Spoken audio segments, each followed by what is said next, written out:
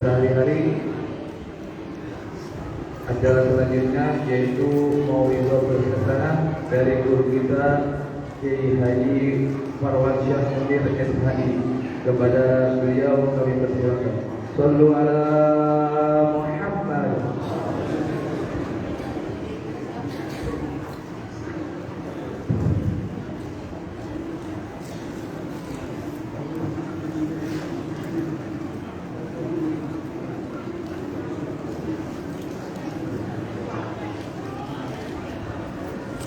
Assalamualaikum warahmatullahi wabarakatuh.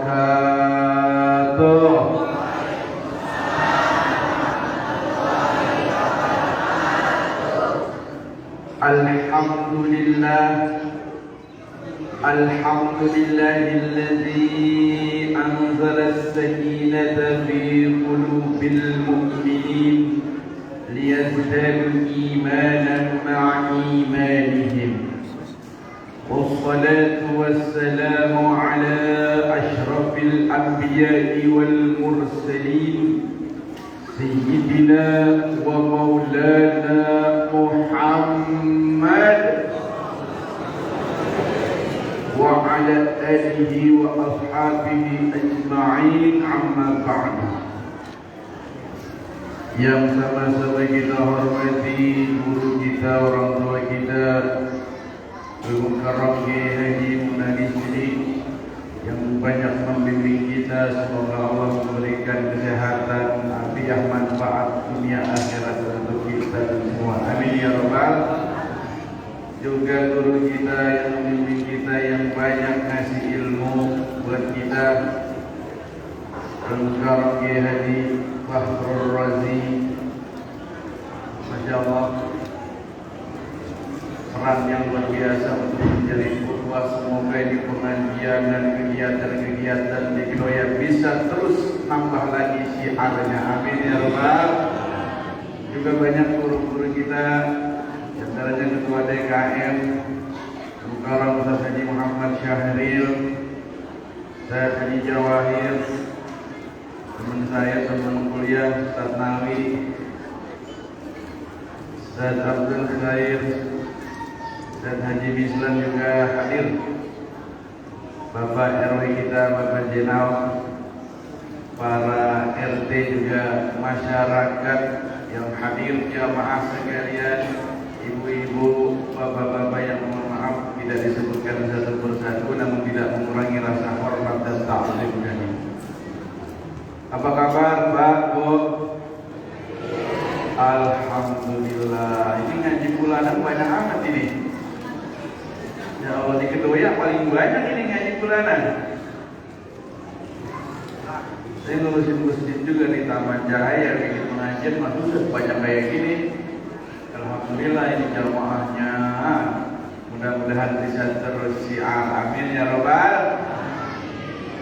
Hadirin, saya dikasih amanah tadi, niatnya ukhuwah biar nyambung lagi. Jadi ustaz-ustaz di Kedoya biar pada bisa ngumpul di sini. Alhamdulillah, ini cita-cita lama yang dulu digaungkan, dulu dikerjakan oleh almarhum Bapak Matani. Dulu bikin pengajian di kelurahan, nggak begitu banyak, kebanyakan ini alhamdulillah semuanya makin kuat niatnya, kesungguhannya, terus ini membantu-mantunya nih, insya Allah. Nah di sini hadirin, saya nggak banyak mau menyampaikan karena ilmunya ini udah banyak di sini tadi. Ngaji, udah baca kitab. Tentang apa tadi kitabnya? Tentang akhlak. Kalau dari kecil pukunan bengkok sampai gedenya bengkok, kan begitu ya? Kecil susah, baca yang ngaji susah, begitu gede, oh makhrajnya susah. Makhraj ada susah. Tadi jim, za, dibaca a'udhu, itu saja. Ya masing-masing kampung, masing-masing daerah, masing-masing lokalnya ada susah. Nah, orang mana Jawa Tengah, Brebes, Cilacap itu kadang yang susah nyebutnya ha. Ha. Alhamdu. Gitu ya. Ainnya ada susah ain. Alhamdulillahirabbil alamin. Ngalamin. Gimana itu kalau imamnya bacanya ngalamin? Ya kalau imam ngalamin, mau ngalamin juga lah. Satu paket sama-sama ngalamin. Apa yang jalanin? Nah, hadirin, mengingat banyaknya kegiatan di masyarakat, kegiatan-kegiatan seperti ini paling tidak memberikan motivasi dan dampak untuk kita. Pertama, benteng akidah. Apapun kegiatan yang bentuknya syiar, maksimalkan untuk benteng akidah. Kenapa? Kalau akidahnya, tauhidnya sudah benar, amalan-amalan lainnya ngikut. Kalau akidahnya jelek, segala amal-amal yang kelihatan cakep bisa jadi jelek. Maka dalam salah satu hadis di kitab Sahih Bukhari, Nabi memberikan kabar baik. Satu orang yang telah mengucap la ilaha illallah wa la yusyrik billah. Man qala la ilaha illallah, siapa orang yang telah berikrar mengucapkan kalimat la ilaha illallah wa la yusyrik billahi syai'an, dan kalimat itu tauhidnya enggak dibarengi nama syirik, dakhalal jannah. Itu jadi jaminan seseorang bakal masuk surga. Alhamdulillah. Iman tanpa syirik syaratnya. Kalau masih ada syirik-syiriknya, bisa nempil dulu. Ya segala nih, kalau dagangan mau laris datang ke nih, rumputnya nih rada bagusan. Dia beli wafak, berpakai susu dipasang di bibir. Kalau jadi sales ngomongnya enak, jadi biduan suaranya enak, pasangnya di mata itu susu. Masya Allah, ini bagian daripada syirik. Juga bentengi akidah agar bisa istiqomah. Ini di kampung kita umat Islamnya banyak apa dikit? Alhamdulillah. Tapi kalau kita lihat data Haji Roma Irama bikin lagu 135 juta penduduk Indonesia. Tahun berapa itu lagu? 80-an. 135 juta penduduk Indonesia, muslimnya 92%. Begitu sensus terakhir, data menunjukkan umat Islam di Indonesia 87.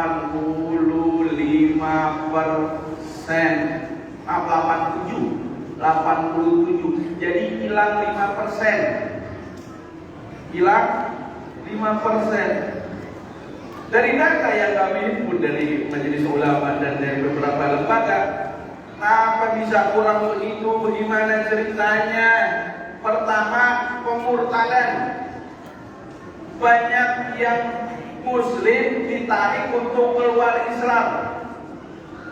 Di kampung ada di salah satu kampung di Jawa Tengah. Kalau data detailnya nanti bisa lihat di channel YouTube saya kasih keterangan di situ. Itu ada satu kampung di Jawa Tengah. 10 tahun yang lalu jumlah kepala keluarga yang muslim masih ada 100 kakak yang muslim. Dapat 5 tahun tinggal 35 keluarga yang muslim. Yang 65 banyak yang pindah agama gara-gara dibawain sembako, gara-gara anaknya disekolahi pindah agama.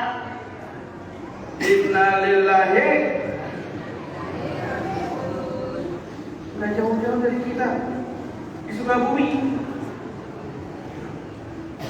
Pernah kejadian, maka setelah kejadian itu mulai banyak syiar di situ. Ada kawan saya cerita, namanya anak muda masih sering jalan-jalan ke gunung. Mungkin dia rada capek kali ya, rada puyeng kalau udah di Jakarta macet mulu, macet mau direfreshing ya. Kayak orang kita nih kemana aja jalan, iseng ya, pengen ke puncak apa. Orang Kedoya Lebaran gak punya kakak, gak pulang kampung, kampungnya kagak ada. Habis Lebaran dapat seminggu dia jalan-jalan, mana tahu. Pengen kayak orang-orang sih, kata pengen kayak orang-orang dia sampai kampung. Tuh begitu dia tuh naik gunung. Dari Gunung Pangrango turun lewat Sukabumi. Namanya anak gunung itu kan nyari jalannya mah kacak-kacak aja dia Pak. Ketemu kampung dan sore. Kita lagi maghrib. Di situ ada warung yang ngopi di situ. Ngopi 5:30 di Pongko. Jam 5:30 lewat, dikit lagi mau maghrib. Udah rada-rada gelap, katanya belum ada yang azan. Kedengeran azan kecil bukan dari kampung sebelah. Nanya sama yang tukang warung, Pak, di sini nggak ada musola apa ya? Wah, musolanya Pak udah jadi balai warga. Lah, waduh, musolanya udah jadi balai warga. Lah, gimana ceritanya? Terus kalau kita mau sholat bagaimana nih? Ya sholat saya itu di dalam itu. Nih pakai kain sama sejadah saya, bekas saya Islam dulu. Ya Allah, bekas dia Islam. Ternyata yang dagang kopi agamanya udah pindah. Terus sempat kejadian ini pinggir kali di Kedoya, Garden situ. Ketika laporan udah masuk, kami tuh, oh kita mulai kasih penekanan. Jangan begitu caranya. Ini mengkhawatirkan. Yang selanjutnya, gara-gara pernikahan beda agama. Kalau secara hitung-hitungan hukum, orang mau nikah beda agama di Indonesia nggak bisa. Emang apa? Kan kita punya KUA, kantor urusan agama. Itu nerima nikah kalau Islam sama Islam. Nikahnya catatan sipil. Catatan sipil nerima kalau nikah di luar Islam tapi di tempat ibadah yang sama. Hindu sama Buddha menikah harus satu agama, pilih Hindu apa Buddha. Ada Islam mau nikah sama Kristen harus jelas Islam dua-duanya atau Kristen dua-duanya. Yang terjadi banyak malsuin pura-pura Islam. Masih ada nggak di kampung kita yang datang pengen Islam? Kita tanya kayak begitu, kita tanya. Ini mau masuk Islam gara-gara pengen nikah apa memang benar-benar dari hati? Karena banyak kasus. Ya masuk Islam. Begitu dia udah berkeluarga, udah punya anak, balik lagi ke agama awalnya. Anak bininya diajak. Anak bininya diajak. Kalau kamu diceraiin, anak dibawa apa lagi? Ya, bini dua kali cinta, udah gak seneng sama anak, ikut aja. Ini hal-hal yang seperti ini bahaya. Maka perlu dirawat. Perlu dirawat. Anfusakum wa ahlikum. Jaga diri, jaga keluarga daripada bahaya api neraka. Kalau sudah akidahnya melenceng, urusan neraka nanti ngeri kita. Dunianya udah sengsara. Maka wajar kalau tiap Jumat Fatih itu sering menyampaikan ayat wala tamutunna illa wa antum muslimun. Jangan sampai mati kecuali dalam kondisi muslim. itu penekanan. Lalu bicara akidah selanjutnya terjadi pergeseran. Kalau bicara Islam senang, maka Buya Hamka itu dia katakan kalau nyari orang Islam, pengen tahu banyaknya orang Islam, lihat tuh lagi sembahyang Id banyak nggak kalau sembahyang Id? Oh, di mana masjid di kalau sembahyang Id? Sampai keluar ada yang jalanan di Serung sembahyang Id. Ada ustaz mau sembahyang ke sini, masjidnya sono, lewat sini ditutup, yang bingung mana itu? Kenapa yang sembahyang banyak? Biar kata yang pulang kampung banyak, tetap aja di kampung kita yang sembahyang itu tetap ramai, jalanan pakai ditutup. Nyari orang Islam di situ. Yang nggak biasa sembahyang udah sembahyang itu mah. Ada yang kainnya baru banget dibuka. Sembahyang mereknya belum dicopot. Hadiah dari material. Tuh banyak. Tapi kualitasnya lihat di sholat subuh. Kualitas orang yang beriman carinya di sembahyang subuh yang laki-laki, Masya Allah. Tapi kalau masjid ini insya Allah mudah-mudahan makmur ya insya. Saya kemarin cerita sama kawan lagi di Masjidil Haram itu setengah jam sebelum azan. Dia kan di Mekah Madinah kan azan 2 kali ya kalau subuh. Sejam sebelum masuk waktu dia azan. Gitu azan dan siap-siap setengah jam sebelum waktu subuh itu udah gak bisa masuk masjid. Di dalamnya tuh udah gak bisa bagian di luar. Emang apa? Penuh. Setengah jam sebelum subuh udah gak bisa masuk masjid karena penuh. Kata kawan saya mirip-mirip ya di Indonesia. Setengah jam sebelum masuk waktu subuh gak bisa masuk masjid. Kenapa? Masjid dikunci.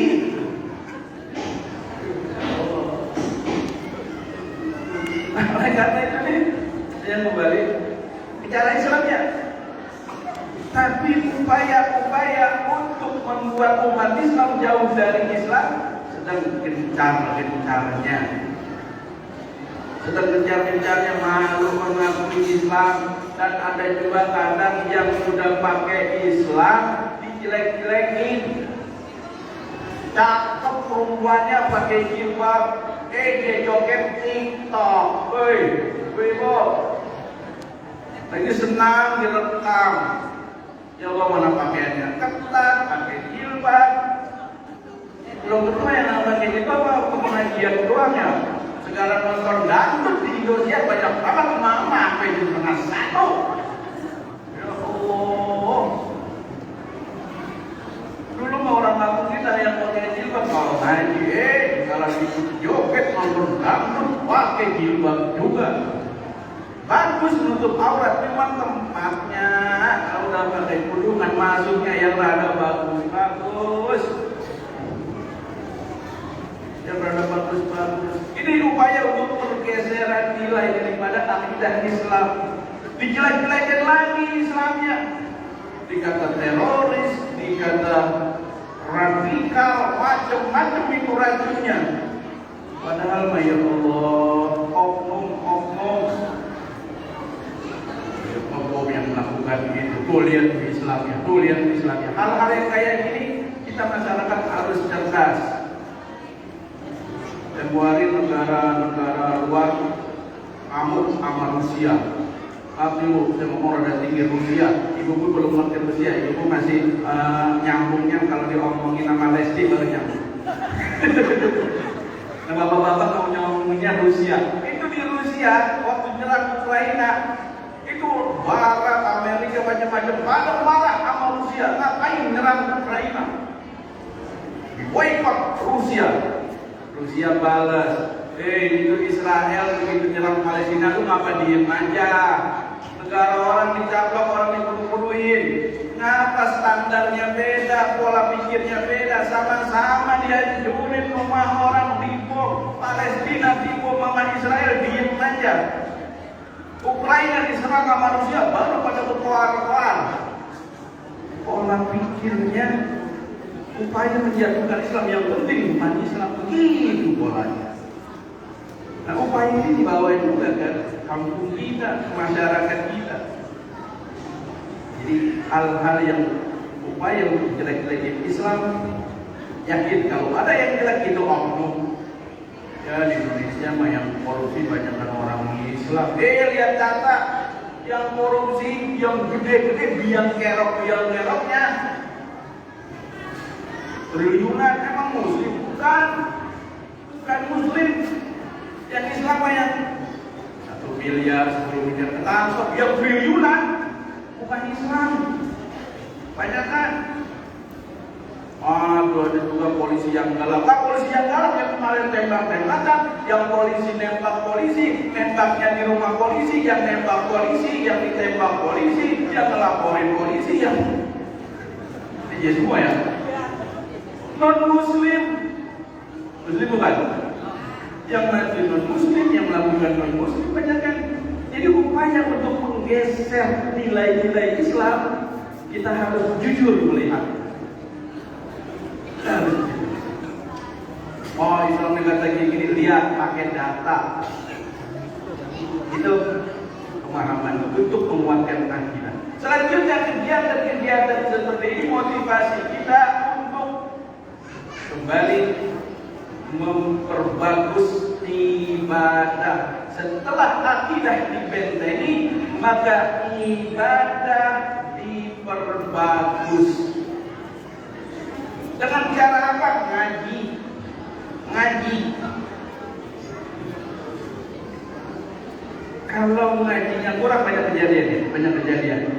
Bu, seragam bagus amat itu. Ibu rapi pengajian. Di daerah Kembangan, saya pernah komplain sama ibu-ibu. Ibu-ibu pakai seragam bagus, kompak.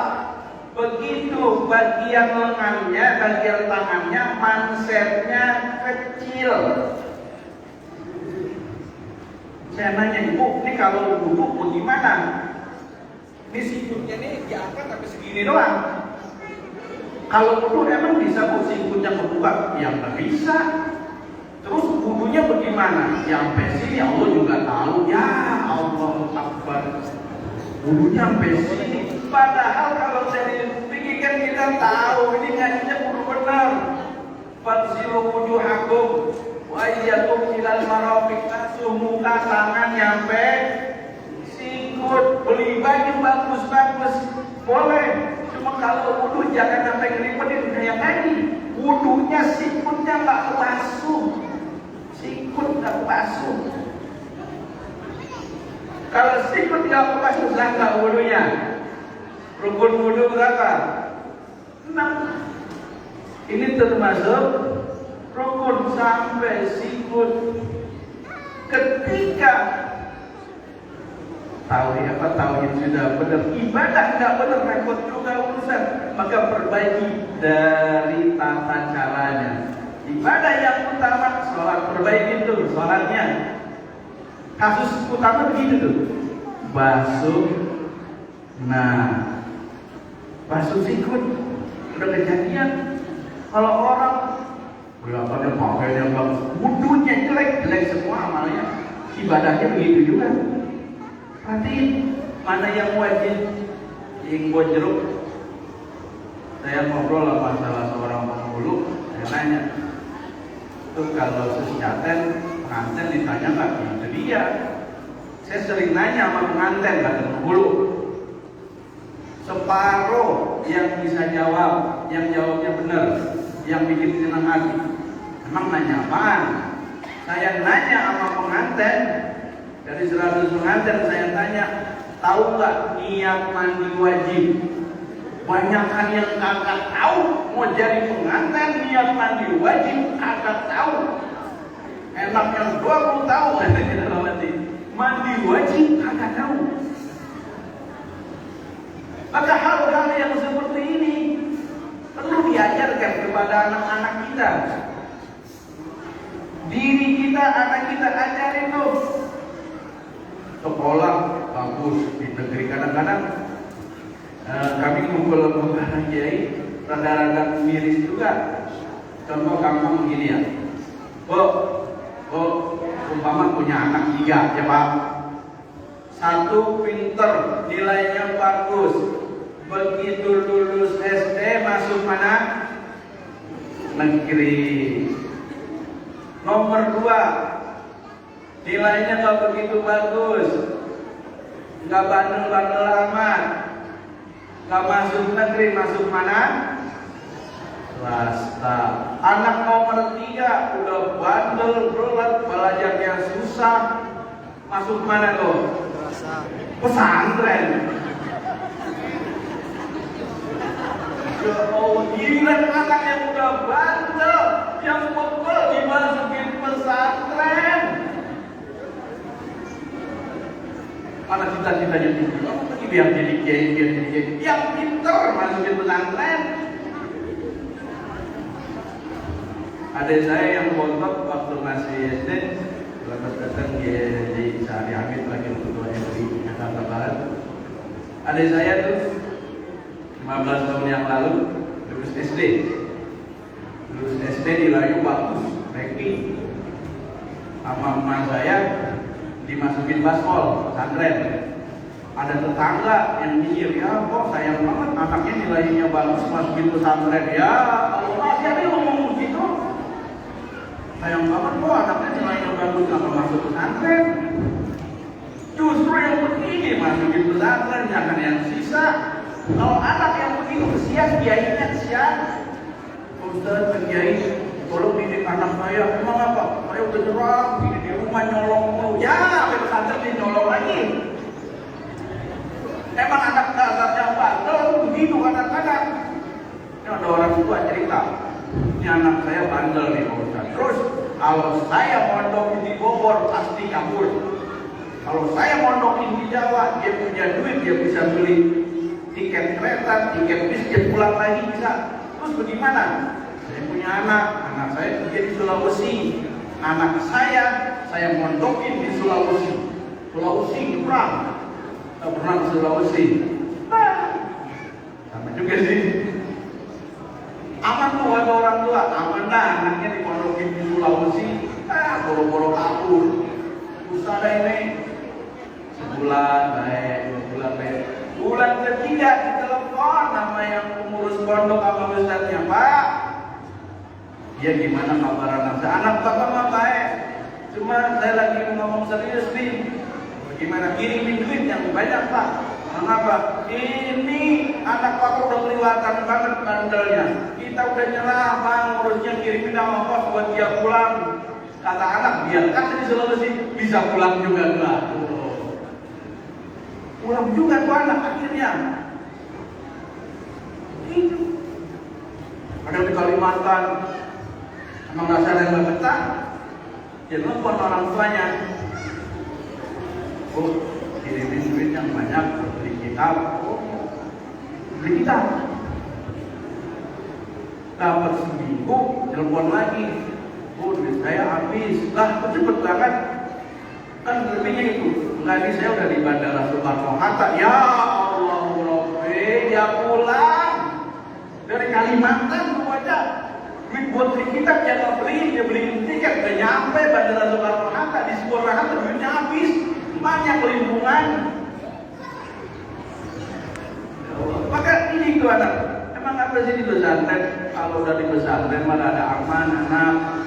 Wah itu kan kemarin ada berita yang di pesantren ada yang mati, yang di pesantren kasusnya begini. Itu mah yang jelek-jeleknya. Yang bagus kebanyakan yang bagus daripada jeleknya. Ya, kebanyakan yang jelek cuma oknum ya. Yang hal-hal yang kayak gitu kalau kita pikirin mah nggak jadi. Orang kalau niatnya jelek terus. Nah, orang mah yang benar sangat susah. Emang apa? Di Mekah aja banyak yang bandel juga, maling juga banyak. Emang niatnya aja udah jelek. Yang niatnya baik gak ketemu maling di Mekah. Yang niat pikirannya udah jelek ketemu aja. Tuh, dari niat.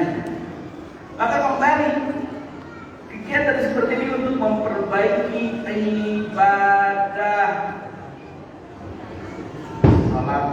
bagus, tata cara zakat, kemudian hal-hal yang terkait ibadah lainnya, maktoh atau bayrobahtoh, berbagus juga.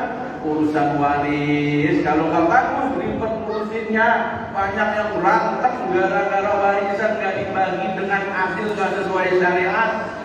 Berapa banyak yang tahu-tahu begininya, bikin grup keluarga, tahu-tahu hilang dari grup. Oh, selama abangnya, gara-gara warisan banyak kan soalnya yang ngambil, keluarga ribut lebaran nggak ada yang datang. Udah kayak mati opor, patah arang. Kapan disesuai syariat? Ini kegiatan seperti ini momen untuk mengangkat dan menyemangati kita lagi ngaji, perbaiki ibadah kita. Maka yakin di masjid-masjid setelah ini ada kegiatan, perhatikan itu tata cara ibadah agar ibadah kita makin benar. Yang ketiga,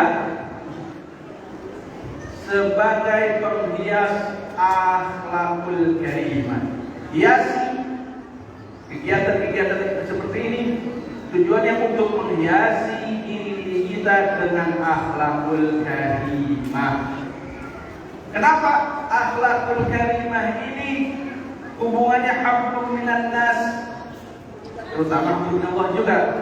Tapi yang perlu pembahasannya banyak kalau bicara akhlak, hablum minan nasnya, hablum minallahnya, tauhidnya benar kan begitu, enggak syirik, tidak macam-macam akidah, selesai. Hablum minan nas dibagi lagi itu akhlak banyak. Akhlak kepada sesama, kepada orang tua, kepada anak, istri kepada suami, ya Bu ya. Istri punya akhlak kepada suami, suami punya akhlak kepada istri. Jangan dicekek dulu tuh bini. Udah bininya kecil, dicekek, dibanting, lapor dan bininya polisi. Oh, udah pada rame ibu, senang dengarnya. Begitu udah dilaporin, ditangkap jadi tersangka, dibebasin. Ya Allah, banyak ibu yang bodoh. Jadi tadi yakut, akhlak pakai akhlak. KDRT Pak, KDRT ya namanya kekerasan dalam rumah tangga. Ya perlu juga. Ya kalau nggak keras ibu ngomel urusan. Lain namanya. Jadi kembali lagi, akhlak. Hablum minan nas ini urusannya rada ribet. Kenapa? Kalau urusan kita belum selesai sama manusia di dunia, nyampainya ke akhirat. Dalam hadis riwayat Imam Muslim, itu Nabi kan pernah nanya kepada sahabat, atadruna manil muflis? Tahukah siapa orang yang bangkrut? Macam-macam sahabat, al-muflisu fina la dirhama wa la mata. Orang yang bangkrut, yang tak punya duit, yang tak punya benda, itu orang bangkrut, miskin. Nabi ngasih tahu al-muflisu fina, orang yang bangkrut dari golongan umatku. Nanti orang alladzi ya'ti yaumal qiyamah, orang yang datang nanti pada hari kiamat, dihisab dia datang bisolah wasiyam wazakat, datang menghadap Allah, banyak pahalanya banyak.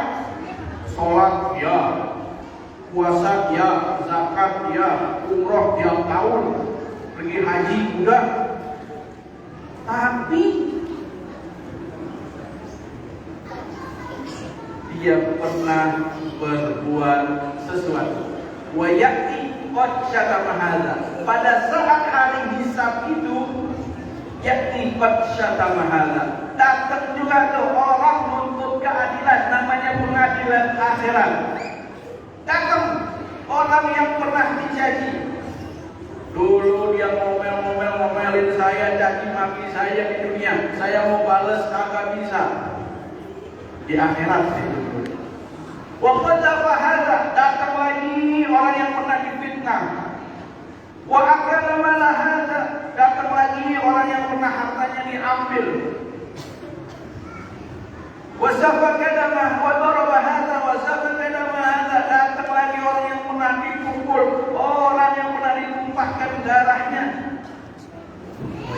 hadza min hasanatin wa hadza min hasanatin. Kalau udah begitu bagaimana? Pahalanya diambilin. Siapa yang ngambilin? Malaikat dikasih kepada orang yang dizalimi. Dulu dia pernah kita omelin, kita pernah pukul, kita pernah fitnah, kita belum minta maaf. Dalam hati taruh di akhirat buat tagih, buat tuntut. Benar itu kejadian.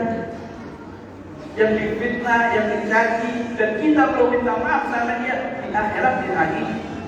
Begitu juga orang yang makan harta orang, diambil itu harta orang dengan cara zalim, baik dengan menipu atau sebagainya, atau hutang nggak mau dibayar-bayar, iuran, minjem duit kelas-kelas, ya Allah, kita sampai kesian, aturan kita sendiri buat jalan-jalan sama saudara lagi utuh kita biarin dah.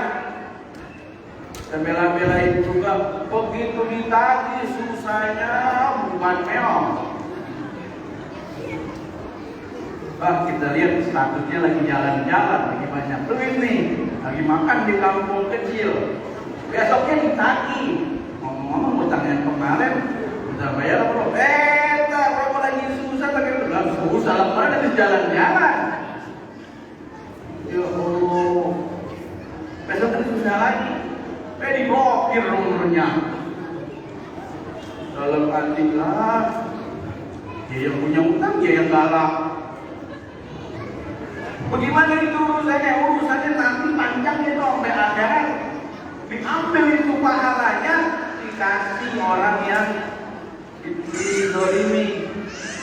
Nah, yang paling aman, ya Allah, dulu dia mah puasanya bagus, sholatnya bagus, itu utang sama saya, dia mampu bayar, ditagih galakan dia, duitnya membanyakan dia sama saya. Bayar utangnya susah banget, saya nagihnya di sini aja dah. Di akhirat ditagih, pahalanya diambilin. Utang satu, datang lagi, dia utang lagi, habis lagi. Ada juga orang yang dipukul. Ya kuat, orang main pukul-pukul aja, main bunuh-bunuh aja. Udah nuntut, nggak kelar juga, apa-apa, kuatan dia. Udah ngeluarin duit, udah pakai pengacara, kalah juga. Yang kuatan dia rumahnya. Kata orang tuanya, ntar di pengadilan akhirat. Benar pengadilan akhirat begitu nanti. Diambilin pahalanya. Pahalanya diambilin, habis pahala yang dia datang, dihisap pahalanya banyak. Begitu sidang, habis pahalanya. Pahala bisa singkat, bisa kurus. Gara-gara apa? Urusan nama orang belum beres, akhlaknya sama orang jelek. Pahalanya udah habis, datang lagi orang menuntut keadilan. Ya Allah, saya pernah difitnah bulan. Malaikat melihat, ya Allah, ini pahalanya udah habis nih orang. Apa yang mau diambil? Apa yang dilakukan? Pak kita yang diambil dosanya orang yang pernah dizoliminya. Saya mau nagih utang sama dia di akhirat. Kata yang ditagih mau bayar pakai apa? Pahala saya udah habis. Malaikat kayak situ dulu utang dia nggak mau bayar. Nagih nggak bisa, pahalanya udah habis. Itu kan orang biasa punya dosa, iya. Dosanya sini saya ambil dikit, kata malaikat. Dikasih ke orang tadi. Dosa dia tuh yang dipinjemin duit diambil dikit, dikasih orang yang utang nggak mau bayar di akhirat. Kebagian dosa, dia nggak bikin dosa apa-apa. Gara-gara urusan orang belum selesai, di akhirat panjang dosanya. Maka kalau sudah begitu, batu sekali dikasih ke dosanya, beliau paling ke dia. Pahalanya banyak, begitu sidang habis, udah habis ditambahin lagi dosa gara-gara urusan dunia yang belum rapi. Batu hafidna. Akibatnya ini orang dilemparin ke neraka. Innalillahi. Maka kudu hati-hati urusan hablum minan nas. Akhlak. Kalau nggak repot urusan. Ramadan kemarin saya ada kesempatan isi pengajian di Panti Jompo. Orang tua semua dia masih jongkok. Kasihan, ada yang dibuang sama anaknya, ada yang gak punya keluarga, ada yang pengen banget balik ke kampungnya. Yang saya ngerjain itu yang gak diopenin sama keluarga, yang gak diopenin. Harusnya kalau dia ngerti hukum, ngerti aturan, nafkah itu, ini anak-anak kita yang wajib ngasih nafkah siapa? Bapak ibunya, orang tuanya. Orang tuanya nggak ada, kakek neneknya atau walinya. Kebalikannya, orang tua udah nggak mampu cari nafkah. Siapa yang wajib ngasih nafkah? Anak dibalik. Bapaknya udah nggak mampu kerja, orang tuanya udah nggak mampu usaha, udah ada bapak istirahat aja dah, berpensiun, udah istirahat aja. Kalau urusan beras jangan khawatir Pak, anak ada 4 nih, urusan beras sama lauk nih, anak yang pertama, listrik nih yang ngatur nih, bapak mau kondangan, mau ngaji nih, ntar dia yang ngasih, keperluan yang lain-lain mau berobat nih urusannya. Bisa begitu? Nah, bingung. Ya Allah, makanya orang tua kita kalau bicara aturannya begitu. Kalau hitungan tinggi, anak mau minjem kendaraan orang tua kudu izin. Sebaliknya orang tua mau pakai barang anak apa kendaraan motor dan sebagainya, nggak pakai ngomong boleh-boleh aja. Cuma faktanya nggak boleh kunci geletak motor main kabur lagi ke bocah. Giliran bapaknya mau pinjam mobil anaknya, nggak bisa mulu. Lu mau jalan-jalan di apa? Saya udah keburuan ini, ngalah semua orang tua sama anak. Bicara aturan begitu. Maka semoga yang kami harapkan dari kegiatan pengajian bulanan ini selain ukhuwah yang terus dipererat, semoga bisa memberikan manfaat untuk membenahi akidah yang terus diistiqomahkan dari paham-paham dan tetap istiqomah juga sebagai sarana untuk memperbaiki ibadah, sholat kita, kegiatan ibadah kita yang masih ada bengkok-bengkok dilempengin sama ini. Kalau ada lempeng cara ibadahnya, lempengin niatnya, lempengin hatinya, diperbagus dengan akhlakul karimah. Kalau ini sudah bisa kita jalani, insyaallah yang kita harapin itu tiap hari, Rabbana atina fid dunya hasanah, dunianya baik, wa fil akhirati hasanah, di akhirat juga baik, bonusnya wa qina azabannar. Di neraka agak hampir sekali lewat terus hingga masuk surga. Amin ya rabbal alamin. Itu saja yang dapat kami sampaikan, karena saya hitungannya ini mah belum pantas untuk memberikan tahun ini. Banyak orang tua kita, banyak guru-guru kita, masya Allah, senior kita, motor saya dipajang pakai pakai gelar kiai, pendapat kiai yang beneran ini mah. Saya baru timbang bawa kiai ya, apa pada daripada kiai bau, ternyata apa masih bau kiai. Kebetulan aja jadi bendahara MUI.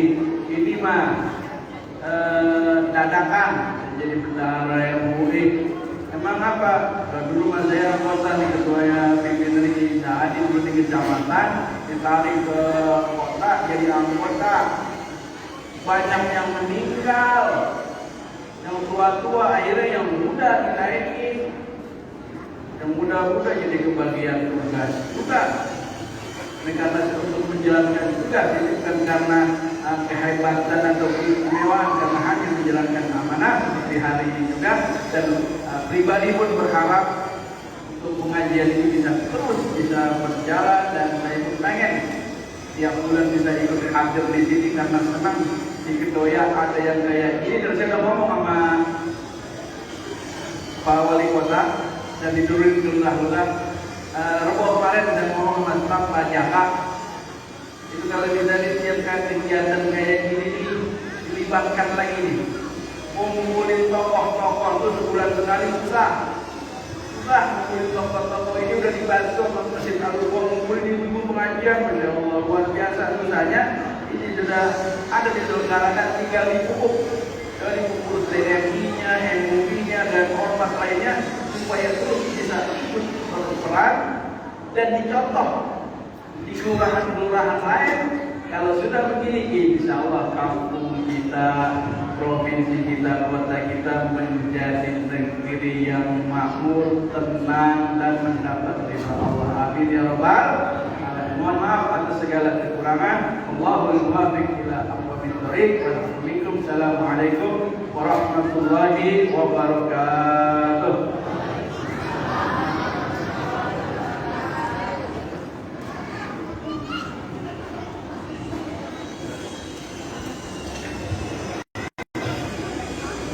Jazakumullah khairan kepada guru kita Ibu Marwan Syah Munir SHI yang telah banyak sekali memberikan ilmunya.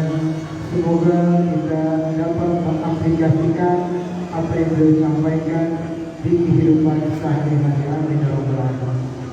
Acara yang terakhir yakni doa dan penutup.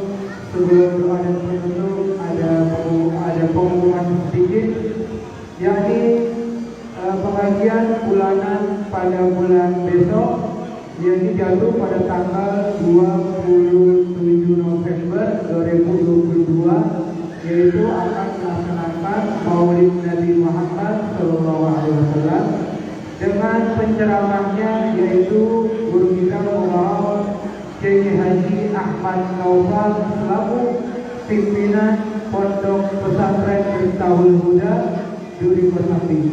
Sekali lagi, pengajian bulanan pada bulan besok yaitu jatuh pada tanggal 27 November 2022 yang akan melaksanakan Maulid Nabi Muhammad SAW dengan penceramah Kiai Haji Ahmad Naufal selaku pimpinan Pondok Pesantren Miftahul Huda. Dan doa dan penutup nanti yang akan dibawakan oleh guru kita yaitu Kiai Haji Sa'adi bin Haji Hamid, dan kami selaku MC apabila ada kata-kata kami yang kurang berkenan dan juga perbuatan kami yang kurang berkenan di hati para jamaah dan para guru-guru sekalian, mohon dibukakan pintu maaf yang seluas-luasnya. Adanallahu wa iyyakum ajma'in. Wassalamualaikum warahmatullahi wabarakatuh.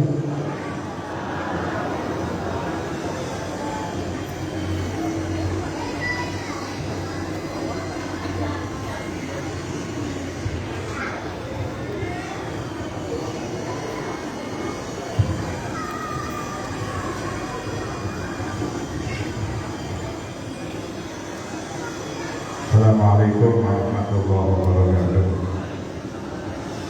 Mari sama-sama kita mengangkat kedua tangan kita berdoa. Mudah-mudahan apa yang kita niatkan dikabul oleh Allah Subhanahu wa taala. Acara peringatan Maulid yang kita laksanakan mendapatkan ridha dari Allah Subhanahu wa taala. Doa yang kita di tempat ini dosa kita diampuni dan kita mudah-mudahan mendapatkan syafaat dari Nabi Muhammad sallallahu alaihi wasallam. Sallallahu alaihi Allahumma salli ala sayyidina Muhammad fil awwalin, Allahumma salli ala sayyidina Muhammad fil akhirin, wa sallim ala rasulillah ajma'in. Bismillahirrahmanirrahim. Alhamdulillahirabbil alamin. Hamdan wa ni'amahu wa yukafi mazidah. Ya Rabbana nas'aluka ma yanbaghi li jalalika wa 'azimi sultanik. Allahumma salli ala sayyidina Muhammad wa ala ali sayyidina Muhammad. Allahumma inna nas'aluka al-'afwa wal 'afiyah wal mu'afata daimata fid din wad dunya wal akhirah wal fawza bil jannati wan najata minan nar.